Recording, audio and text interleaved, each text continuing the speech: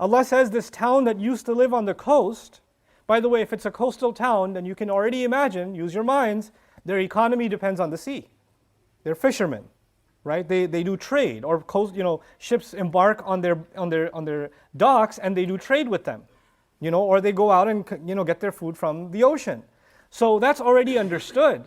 And Allah says they used to violate in the matter of the Sabbath, meaning they carried on doing their business even when Allah told them not to on Saturdays. This was the time when they're not supposed to do it, but they would do it. And why would they do so? Why would they violate the Sabbath? They have 6 other days to earn their income, or fish for their fish. So he says, إِذْ تَأْتِيهِمْ حِيتَانُهُمْ يَوْمَ سَبْتِهِمْ شُرَّعًا. When on the day of Saturday, when it's haram for them to go, impermissible for them to go fishing, shurra actually suggests that the fish would actually come to them. تَأْتِيهِمْ حِيتَانُهُمْ. They don't have to go to the fish are coming to them, blinking at them, hey, you want to catch me? It's easy catch today. And they're jumping up and down, they're doing like flips in the air, like, man, today's easy catch. On Saturdays, the fish would come out like it's a festival.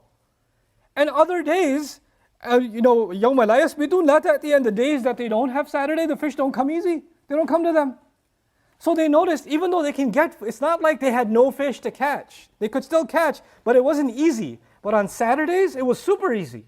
It would come to them. It would the fish would run towards them, right?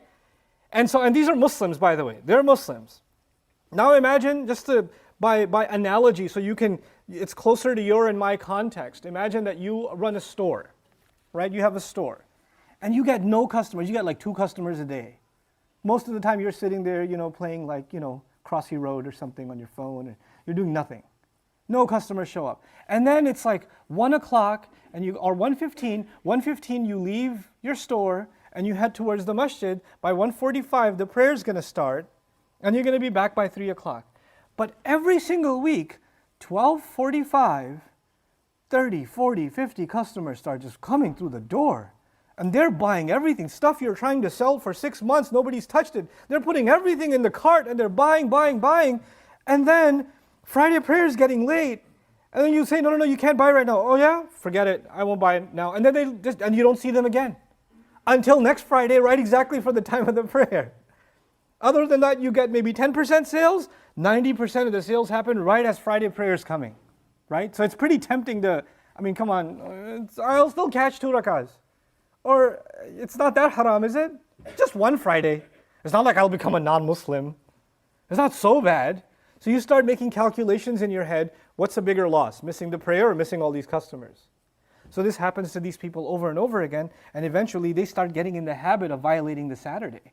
They saw it enough times come in their face, probably not the first time they saw the fish come out and they said, yeah, I don't care about Saturday. I don't care about the Sabbath.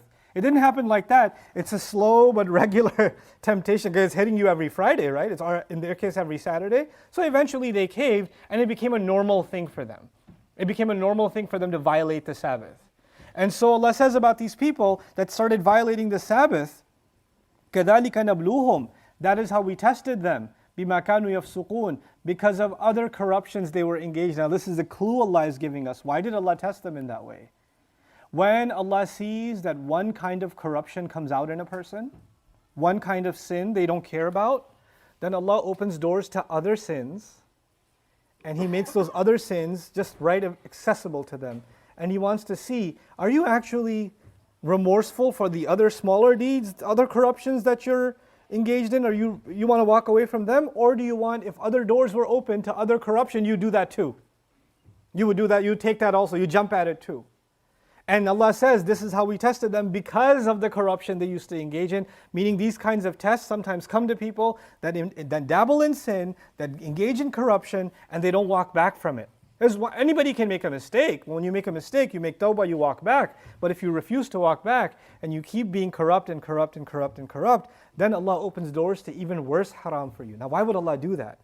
Allah does that in other places He describes, that إِنَّمَا نُمْلِي لَهُمْ لِيَزْدَادُوا إِثْمًا, like Allah extends their rope for them so they can earn even more sins. I always give the same analogy when I describe this principle of the Qur'an. When Allah allows people to keep going, وَيَمُدُّهُمْ فِي طُغْيَانِهِمْ يَعْمَهُونَ, He keeps extending them in their rebellion. The analogy my teacher gave me is still stuck in my head. He gave the analogy of a dog. If you have a dog on a leash that's 1 foot long, the dog wants to run, it can't because the the leash keeps tugging at him, right? So what the owner does to punish the dog, instead of giving him a 1-foot leash, he gives him a 200-foot leash. It's still a leash, it's still tied to the tree, and the dog thinks it's free for 199 feet.